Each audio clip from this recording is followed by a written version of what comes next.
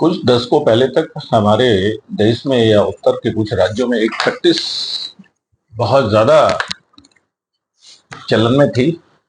कि अगर किसी समुदाय, समाज या गांव का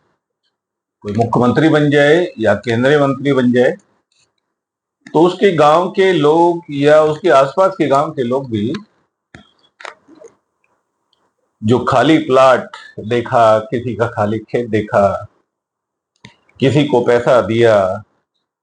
मतलब वो ये शिकार ढूंढा करते थे कि कहीं कोई ऐसी जगह मिल जाए, कोई ऐसी प्रॉपर्टी मिल जाए जिसे देखते ही हम अपना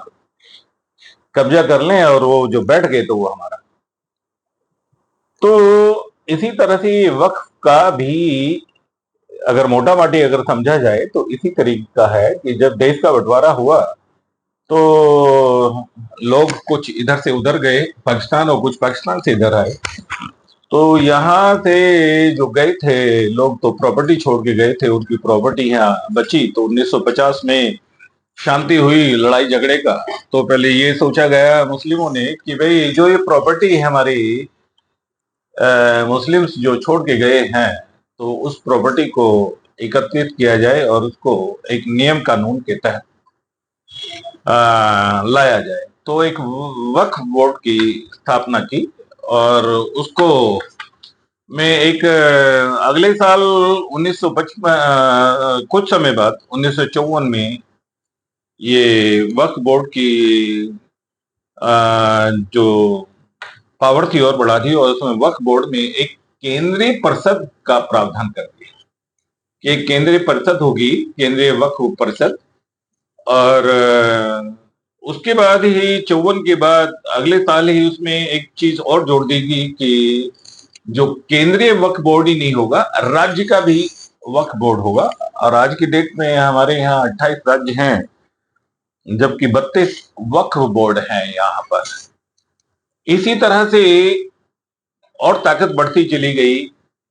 और जब छूट मिल जाती है तो आदमी की एक्सपेक्टेशन बढ़ती चली जाती है और इसी तरह से एक्सपेक्टेशन बढ़ती गई। और वक्फ बोर्ड में भी जब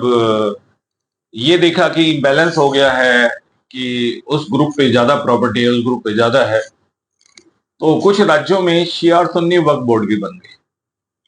यूपी है, बिहार है। गड़बड़ तो तब हुई कि जब 1995 में 1995 में एक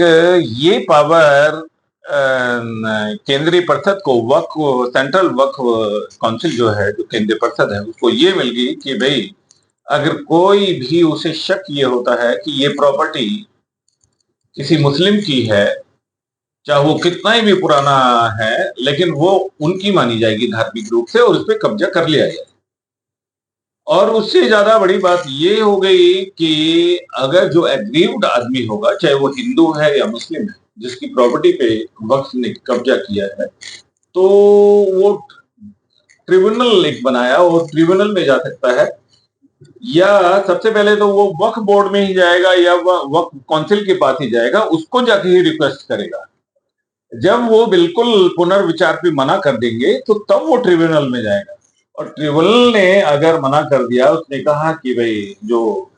वक्फ बोर्ड ने या वक्फ काउंसिल ने जो किया है, कब्जा किया है, वो ठीक किया है, तो अब आप कहीं नहीं जा सकते, तो वो प्रॉपर्टी उनकी चली जाएगी, वक्फ बोर्ड की हो जाएगी। तो ये जो पहली घटना मैंने बताई, उस घटना का और इस घटना का एक बड़ा आपस में मेल है कि एक तरह का जंगल राज या जिसकी लाठी उसकी भैंस। तो ये तो एक दिन होना ही था। तो excess of everything is bad. जय